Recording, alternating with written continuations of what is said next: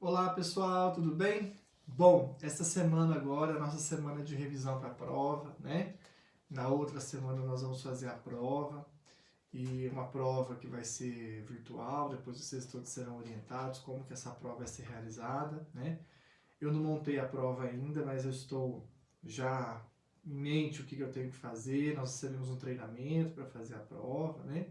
E eu acredito que a prova vai ser, sim, de questões objetivas e talvez eu mescle um VOF também, tá?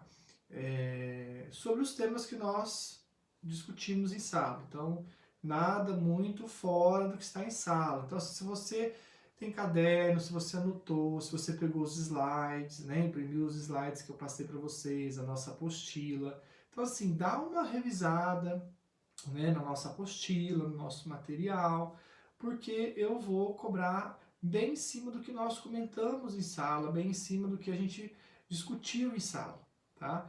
Então é importante que você revise as aulas, que nós já fizemos as gravações, né? Então que vocês revisem as aulas, tá? É importante que vocês estejam com o material, com os slides. Esses slides não tá só na sala virtual, mas eles também foram postados no portal de vocês, então tá lá, numa versão até em preto e branco, que é mais barato, entendeu? Então, se preparem, aproveitem agora, porque vocês vão ter um formato diferente, dá para vocês fazerem a prova com mais calma, sabe? Uma prova com mais tranquilidade, uma prova que vocês vão poder, em tese, consultar, né? Porque a gente não vai estar fiscalizando isso. Então, durante a sua prova, provavelmente você vai poder fazer a consulta do seu material, né? E o que a gente pretende com essa prova é que vocês realmente estudem e leiam e falem, nossa, isso eu sei, nossa, isso eu sei, isso aqui é isso aqui, isso aqui é isso aqui. Então, ou seja, que vocês possam realmente fazer uma prova e ter a sensação de que o que vocês estudaram está ali na prova e que vocês consigam ter a apreensão dos principais pontos, né? Então, acho que isso vale muito a pena, tá? Tentem não se sabotarem, tentem não colarem, tentem ser honestos com você mesmos, tá? Porque a gente está passando uma prova para vocês realmente terem um tempo e poderem estudar em cima dessa prova, poder gerar conhecimento, poder gerar um certo debate, mas que isso seja proveitoso para vocês, que isso seja interessante, né? Porque quem sabe essa modalidade mais para frente possa ser uma modalidade mais aplicada futuramente, né? Então, a ideia hoje é a gente começar, vou fazer duas revisões, uma hoje e uma segunda parte para a próxima aula. A gente tem duas aulas na semana, né? Então, o pessoal da manhã é na segunda de manhã e na quinta de manhã, e o pessoal da noite é na segunda à noite e na quarta à noite. Então, eu vou fazer a revisão em duas partes, tá bom? Então, eu vou discutir com vocês, discutir não, né? Eu vou mostrar os pontos que eu acho mais importantes de cada matéria. Não significa que tudo que eu falar aqui vai estar na prova, como eu falei, eu não montei ainda, mas eu vou tentar tratar principalmente dos pontos que eu coloquei aqui, tá? Então, por exemplo, nós começamos a matéria falando do direito do trabalho, do histórico, né? Do conceito, de uma definição, e aí nós fomos avançando. Eu fui mostrando a lógica para vocês que o direito do trabalho foi criado em cima de um princípio que é a proteção ao trabalhador. Vocês estão vendo agora, nesse momento de crise, que a proteção ao trabalhador, ela fica, eu sempre coloquei para vocês isso, quando tem uma crise forte no mundo, o princípio da proteção, ele sempre fica mais relativizado na relação de emprego, né?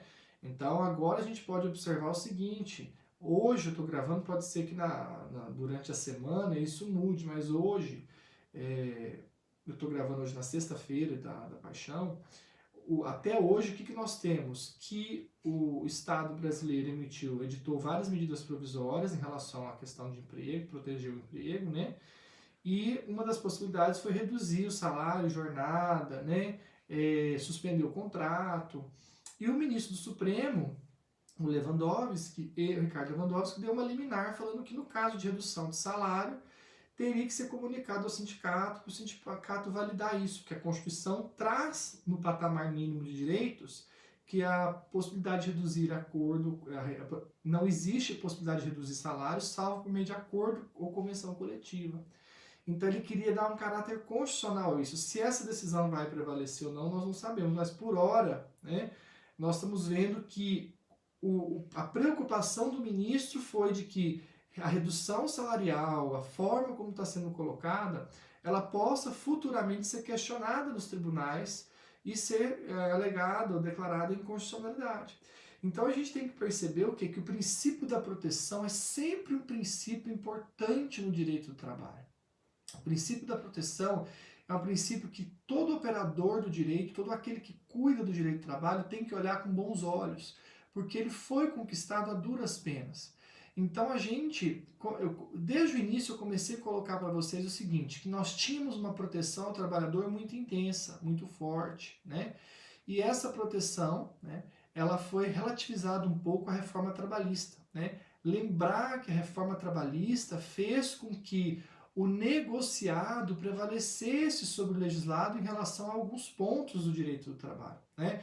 Dá uma lida no artigo 611-A da CLT, no artigo 611-B da CLT. O 611-B diz o que não pode ser negociado, o que não pode ser retirado, suprimido, né? E o 611-A já traz uma lista exemplificativa de direitos que podem ser negociados. Então isso é importante, né? Porque o 611-A é o artigo que traz a prevalência do negociado sobre o legislado em relação àqueles temas ali e outros temas que não estão ali.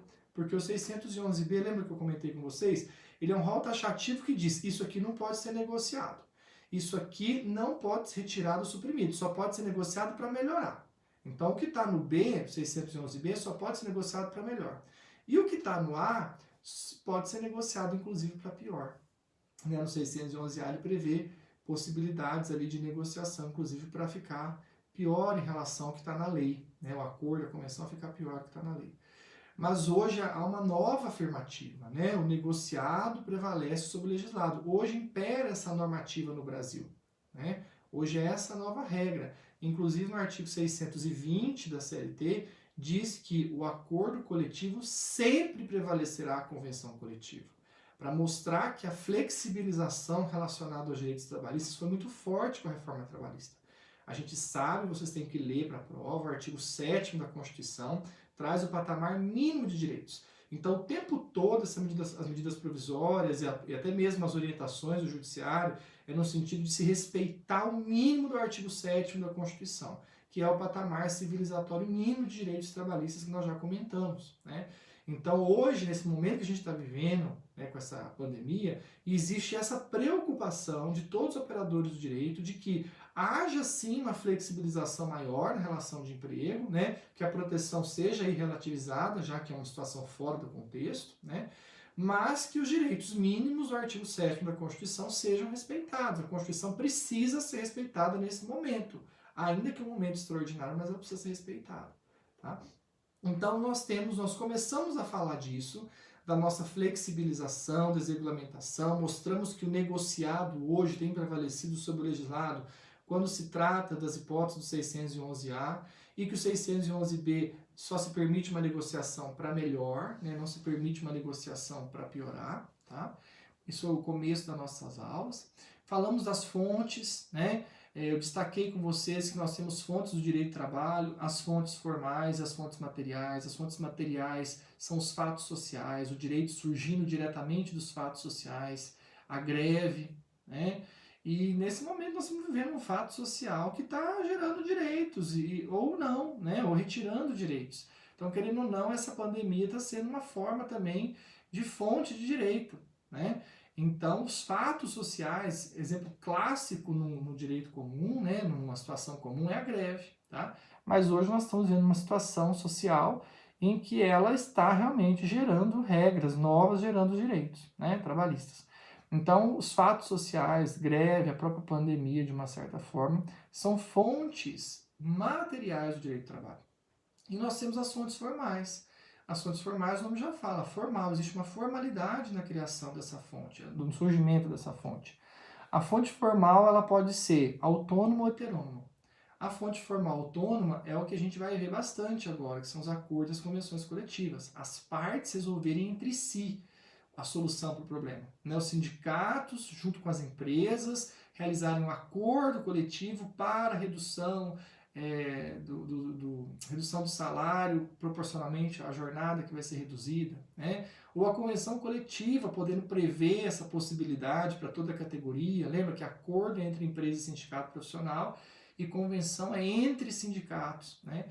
Então, o acordo e a convenção são fontes formais autônomas porque não tem um terceiro ali, as partes que decidem, resolvem o problema, que seria o ideal, né? O judiciário não precisa intervir nisso, tá?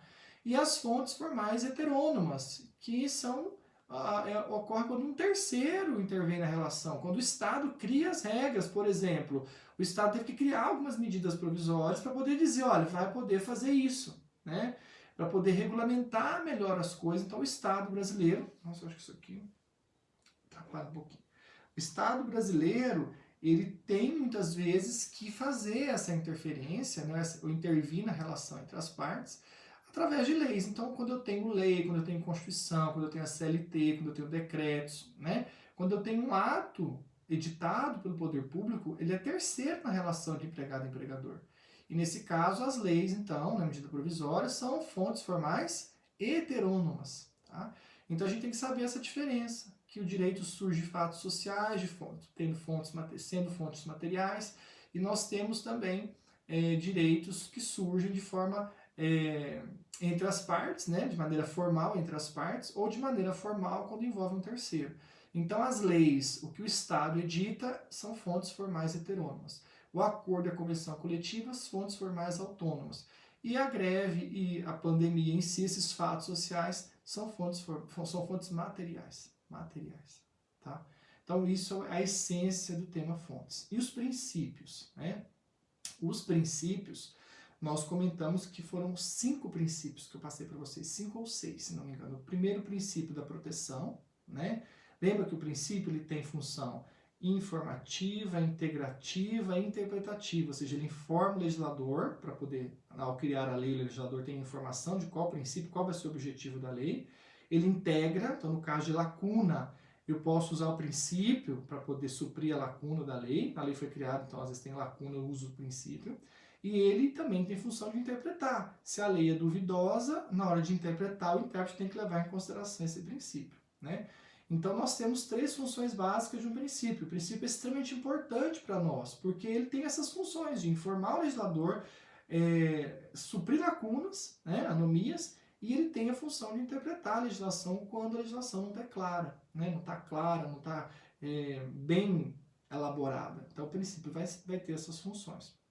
Nós estudamos os princípios em cima do Américo Pla Rodrigues. O Américo Pla Rodrigues traz uma regra de princípios de direito do trabalho, onde ele coloca o princípio da proteção como sendo o principal princípio, né, do direito do trabalho, e aí ele subdivide essa proteção em indúbio pro operário, na dúvida, se eu tenho uma cláusula para interpretar, na dúvida da interpretação, eu aplico a interpretação mais favorável, né? Então, no direito do trabalho, eu tenho indúbio pro operário, né?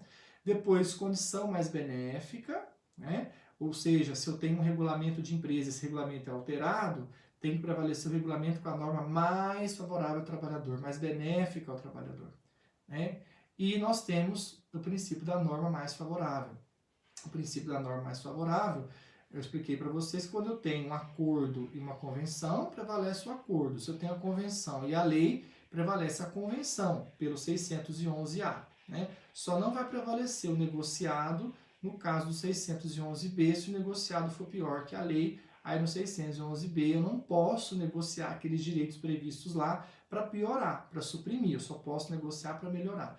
Mas no 611A eu tenho vários exemplos de direitos que eu posso negociar e que a negociação vai prevalecer.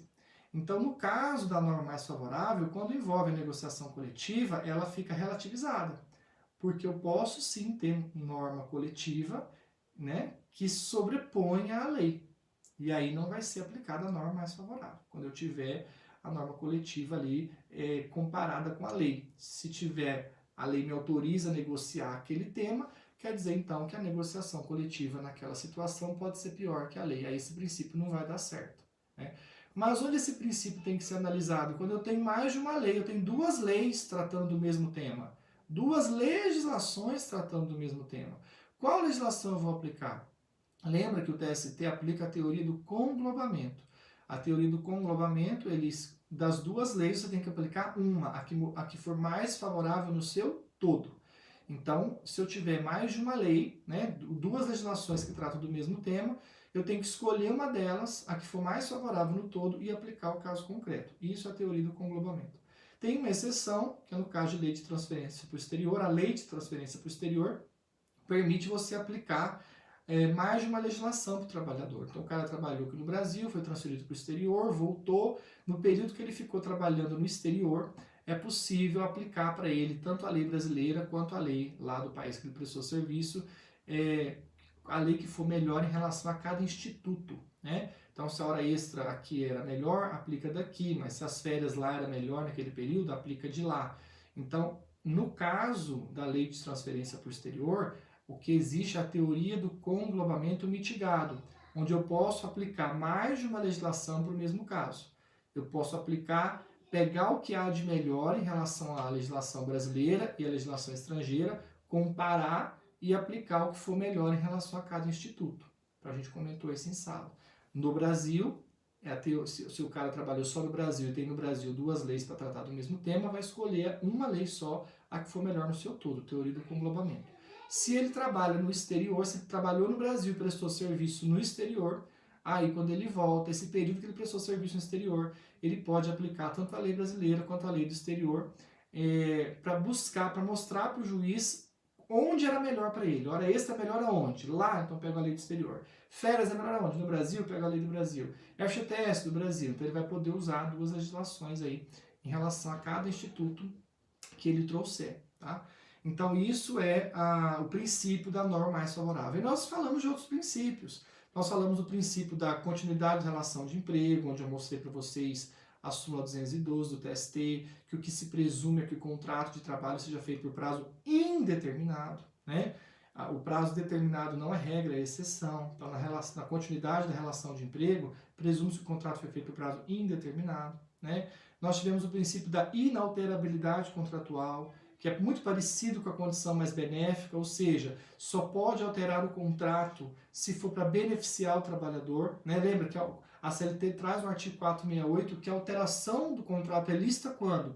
Quando o empregado aceita, quando tem mútuo consentimento, e quando não traga para o empregado prejuízos diretos nem indiretos. Ou seja, a gente presume que a alteração, portanto, só é válida, a alteração do contrato, se for benéfica ao trabalhador. Né? Nós estamos vivenciando agora um momento diferente, onde as medidas provisórias estão permitindo alterações do contrato prejudicial ao trabalhador. Mas a legislação está se adaptando ao momento difícil que nós estamos passando. Mas passou esse momento, volta tudo normal. E o normal é isso. O normal é se restabelecer toda a condição anterior do trabalhador, né? Porque eu aplico sempre para o trabalhador a norma, a alteração do contrato só é válida a mais benéfica. Eu não posso retirar direitos do trabalhador, né? A regra é essa. A regra da CLT é que eu só posso alterar o contrato de trabalho se tiver mútuo consentimento, se não houver prejuízo direto ou indireto para o trabalhador. É claro que a pandemia está sendo uma exceção a esse artigo, mas a nossa regra é essa, tá? Então, lembrar disso. Eu só posso alterar se não prejudicar, tá? E se alterar e prejudicar, essa alteração é nula de pleno direito. É isso que diz o 468, caput da CLT. Tá bom? Então, o princípio da inalterabilidade. Nós também temos o princípio da primazia da realidade, o contrato realidade. Lembra? O que vale é o que realmente aconteceu. Né? Então, assim, por mais que eu fale que ele é autônomo, se de fato ele tem todos os requisitos do vínculo, ele toma chopp, ele é empregado, né? Então o que acontece? Aí tem vínculo de emprego. Então o que vale no seu trabalho é a realidade fática, é o que realmente acontece nas relações de trabalho. Então não importa o que está no papel, se o autor da ação, né, alega que ele é empregado, alega que ele tinha uma determinada função, alega que ele não recebia determinada verba, e a empresa traz um documento que prova o contrário, nada impede que o autor, o reclamante, faça prova para tentar desconstituir esse documento através de testemunha. E é muito comum, às vezes a testemunha convencer o juiz de que esse documento não é verdadeiro. E aí o que o juiz tenta aplicar é a verdade real, ou seja, olha, o que realmente acontecia então nesse contrato era isso aqui, então nesse caso restabelece o vínculo. Por exemplo, lembra da pejotização que eu falei para vocês? A pejotização é um exemplo clássico, né? As empresas exigirem que os trabalhadores emitam nota, PJ, criem uma empresa, mas eles não passam de trabalhadores empregados. Só que formalmente existe um contrato entre pessoas jurídicas, né? E aí, se esse empregado demonstra que esse contrato é fraudulento, que esse contrato não vale, leva testemunhas para convencer o juiz de que esse contrato não é um documento que retrata a realidade dos fatos, o juiz descaracteriza esse contrato, reconhece o vínculo e manda pagar todas as verbas trabalhistas. Então, quando a gente fala de primazia ao contrato, realidade é um princípio muito importante no direito do trabalho. Então, nós já falamos da proteção, nós já falamos da continuidade da relação de emprego, nós já falamos da inalterabilidade contratual, nós já falamos do contrato realidade, né? E nós temos ainda o princípio, dentro do princípio da inalterabilidade contratual, só lembrando, né? Eu posso alterar o contrato desde que não seja para prejudicar o trabalhador. Só que aí tem que lembrar um detalhe, por exemplo, se eu estou numa atividade insalubre, a empresa me tira e coloca numa outra atividade que não é insalubre, se eu estou numa atividade noturna, a empresa me tira e coloca durante o dia, se eu estou numa atividade perigosa, a empresa tira e coloca numa atividade que não é perigosa, essa alteração é válida. Toda alteração que privilegiar a saúde do trabalhador é válida. E aí o empregado, consequentemente, vai perder o adicional de insalubridade, ou de periculosidade, ou adicional noturno. Se eu retirei ele daquela condição, ele perde aquele adicional. Mas pode por quê? Porque eu tirar da noite para o dia é mais benéfico à saúde. Se eu tiro uma atividade insalubre perigosa, é mais benéfico à saúde. Então, cuidado com isso, porque essa é uma alteração que parece ser prejudicial, mas não é, porque ela é benéfica à saúde. Ela pode ser prejudicial no bolso, mas ela é benéfica à saúde, tá? Então, é o que a gente está vendo agora na pandemia, né? Ficar em casa não é bom para o bolso, mas é bom para a saúde. E a gente, às vezes, precisa, né? Então, eu acho que o seu trabalho privilegia isso também. Tá? Então, no caso do princípio da inalterabilidade, só cuidado com essas situações que podem gerar confusão. Eu tenho que pensar que não posso alterar o contrato para prejudicar. Não é só prejudicar financeiramente, eu não posso prejudicá-lo em termos de saúde. Então, se a alteração está sendo para beneficiar a saúde, ainda que interfira no bolso, vai valer a alteração, porque é benéfica à saúde do trabalhador. Tá bom? Nós temos o princípio da intangibilidade salarial, né? Ou seja, o salário é intangível, né? O salário não pode ter descontos no salário do empregado, né? Não pode ter, como é que eu vou dizer, alterações no salário do empregado de qualquer maneira, né? A Constituição deixa claro que reduzir salário só por acordo ou convenção coletiva. Essa é a discussão agora do Supremo, né? Então, para a Constituição, artigo 7º, inciso 6º, reduzir salário é só por acordo ou convenção coletiva, tá? Então, o princípio da intangibilidade quer dizer que eu não posso fazer descontos no salário do empregado. Tudo bem? Não posso fazer descontos no salário do empregado. A CLT, vocês vão ver que no artigo 462, ela permite descontar salário só no caso de adiantamento de salário, quando a lei autorizar, tipo, vale transporte, alimentação. Se a lei autoriza, você pode descontar, senão não pode. E reduzir salário, menos ainda. Tá? A Constituição, então, veda a redução de salário, e a redução de salário só vai ser possível via acordo ou negociação coletiva. É essa discussão que nós temos hoje com a Covid-19, se é possível o acordo individual reduzir salário, né? Porque a Constituição dá essas margens de discussão, se o acordo individual pode gerar redução de salário ou não. Eu entendo que, para mim, redução de salário tem que ser via negociação coletiva, tem que ser por acordo coletivo ou convenção coletiva, tá? Mas, enfim, vamos aplicar o texto da Constituição para isso aí, tá? Então, o salário é irredutível, salvo negociação coletiva. Tudo bem? Então, esses são os princípios básicos que a gente tem, né? Eu acho que eu falei de todos, mas senão vocês têm material e vocês dão uma olhada. Proteção, continuidade da relação de emprego, verdade real, a inalterabilidade contratual, princípio da intangibilidade salarial. Eu acredito que eu tenha falado todos, se não falei todos, deve ter faltado um. Não está me vindo à memória agora, tá?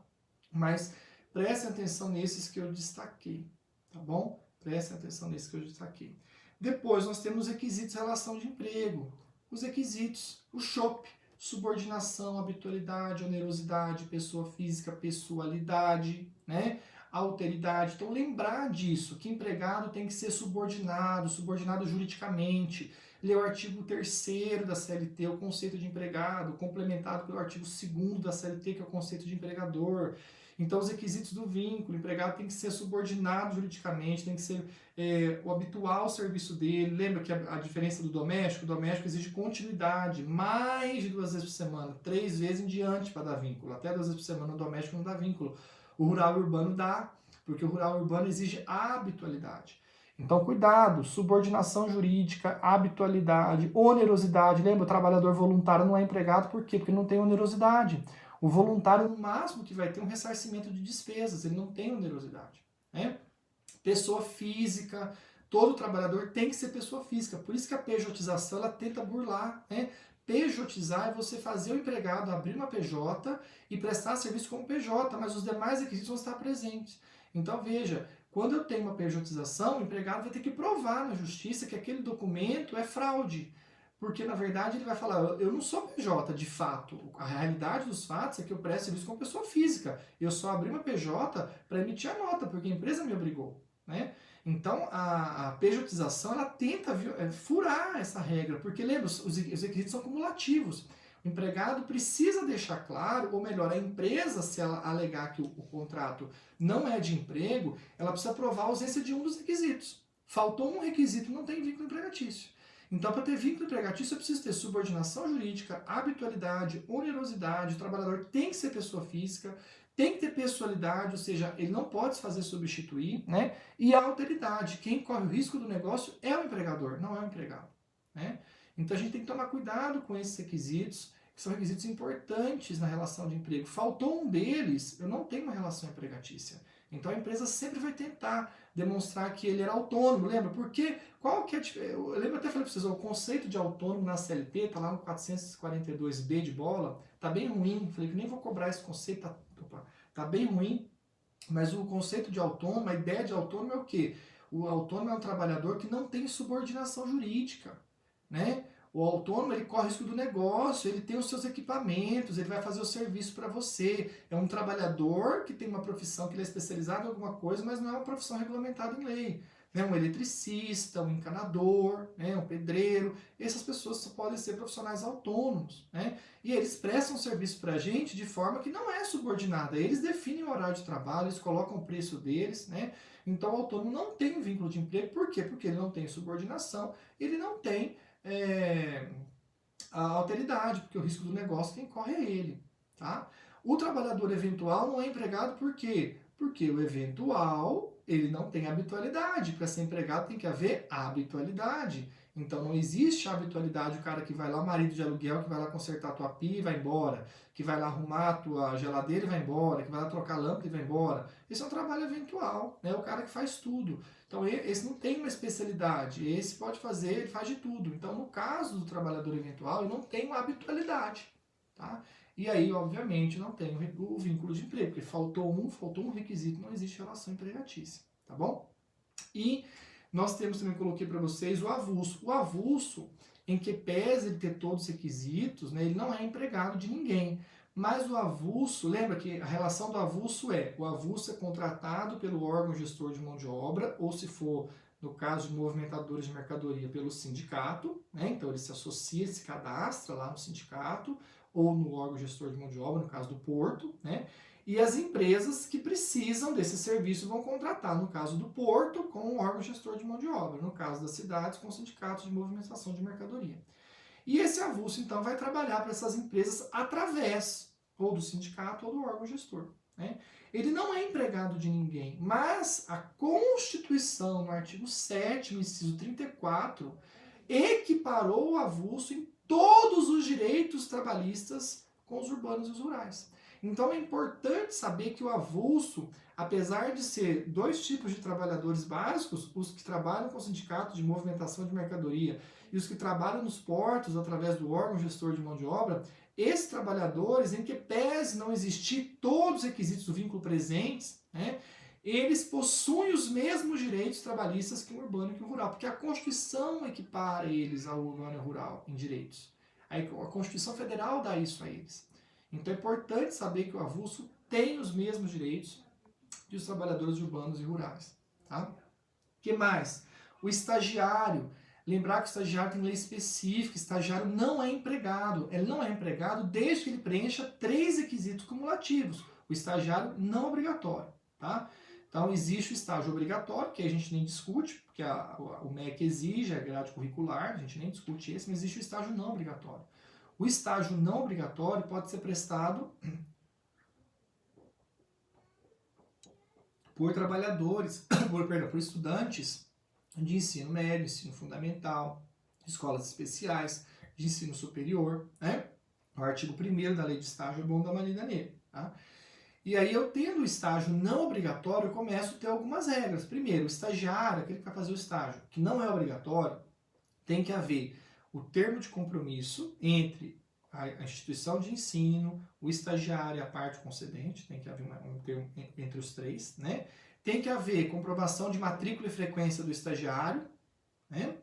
E tem que haver compatibilidade do que ele vai fazer com o termo de compromisso. O termo de compromisso prevê o que ele vai fazer de estágio, tem que haver compatibilidade entre o termo de compromisso e o que ele vai fazer de estágio. Tem que ter esses 3 requisitos. Se existir esses 3 requisitos, não vai existir vínculo empregatício. Se faltar um desses 3 requisitos, esse estagiário não obrigatório ele é empregado da parte concedente de estágio. Então a gente tem que primeiro observar o artigo 3º da lei de estágio, que traz esses 3 requisitos, né? E foram preenchidos, então não tem vínculo de emprego. Faltou um deles, vai ter vínculo de emprego. Porque o estagiário ele tem todos os requisitos do CHOP, só que ele não é empregado por força de lei, mas a lei diz que só não será empregado se esses 3 requisitos forem preenchidos cumulativamente. Tá? O que mais? O estagiário tem limite de horário, dependendo do nível de escolaridade dele, o limite de horas é 4 horas diárias e 20 semanais. Se ele é uma escolaridade um pouquinho maior, 6 horas diárias e 30 semanais, né? O estagiário tem direito a uma bolsa compulsória, a auxílio transporte, a seguro acidente, né? Ele tem direito a isso, tá?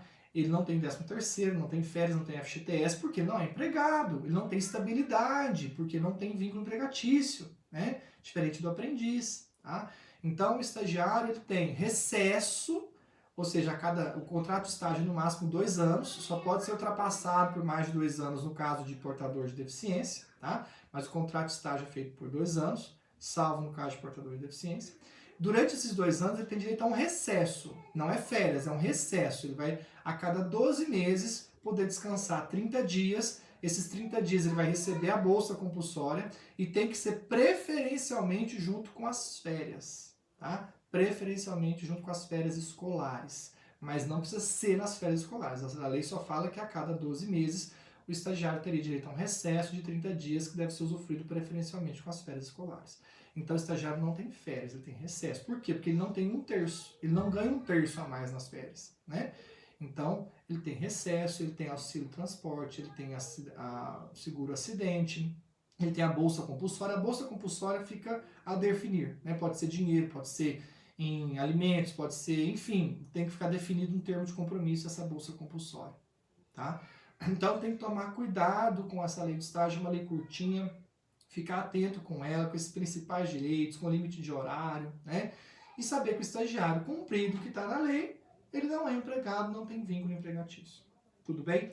E o último é o temporário. O temporário, a lei 6.019, né, de 74, fala do temporário. Lembrar que para contratar trabalhadores temporários, veja, a empresa de trabalho temporário vai registrar os trabalhadores como empregados dela na condição de temporário, porque ela só vai pagar para eles quando eles prestarem serviço para outra empresa, para as tomadoras de serviço, né?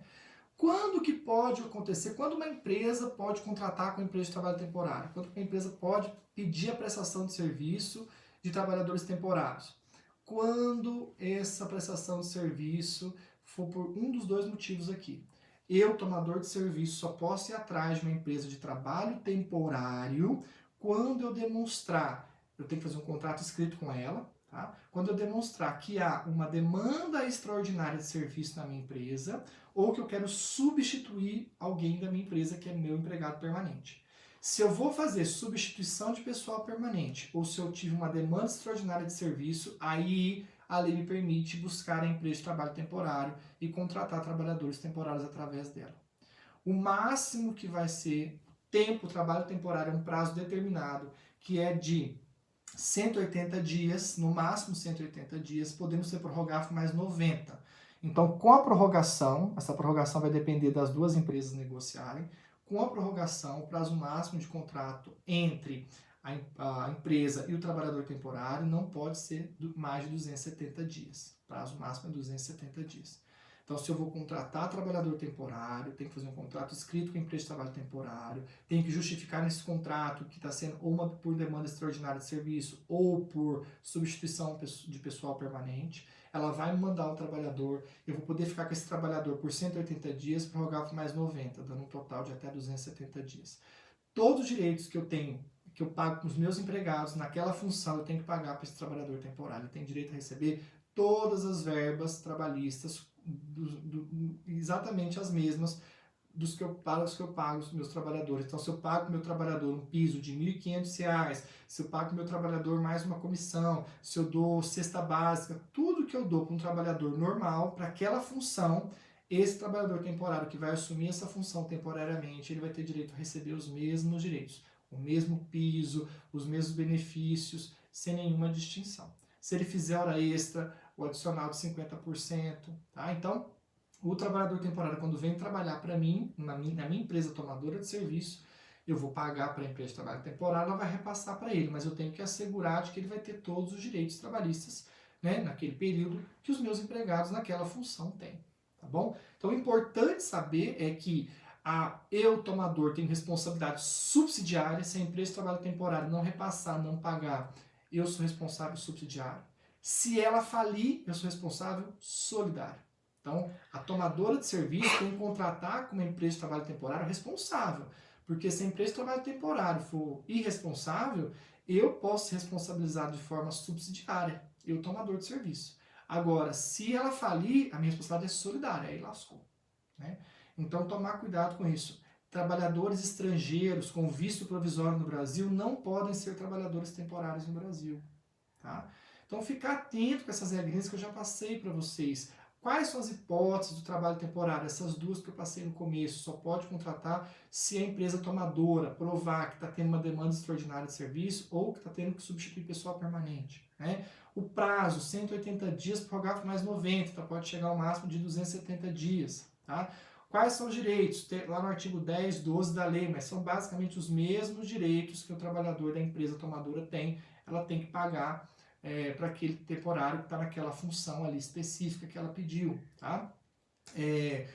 Ela é responsável subsidiária, a tomadora de serviço, em relação aos créditos desse trabalhador. Se a empresa de trabalho temporário falir, a responsabilidade é solidária. Artigo, acho que 16 da lei. É uma lei curtinha, vale a pena dar uma olhada, tá? Lembra que você só vai estudar no trabalho temporário os artigos que não têm letras. Os artigos da lei 6.019 de 74, que tem letras, quarto A, quarto B, quarto C, quinto A, quinto B, quinto C, quinto D, você não lê, porque eles falam da terceirização.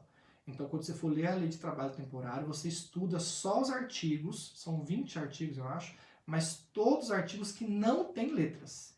Os que têm letras, você risca e deixa para estudar quando a gente fala de terceirização, tá? Então, é importante vocês lembrarem desses pontos. Acho que para a revisão de hoje ficou bem legal, até temporário. Na próxima revisão, eu vou começar a falar um pouquinho de doméstico, do rural, destacar os pontos principais, tá bom? Então, a revisão, a parte 1 hoje vai até aqui, até temporário. Na próxima revisão, na segunda parte da revisão, eu vou falar dos domésticos, do rural, da mulher, destacar os pontos principais também. Estudem e tirem as dúvidas no WhatsApp, tá bom?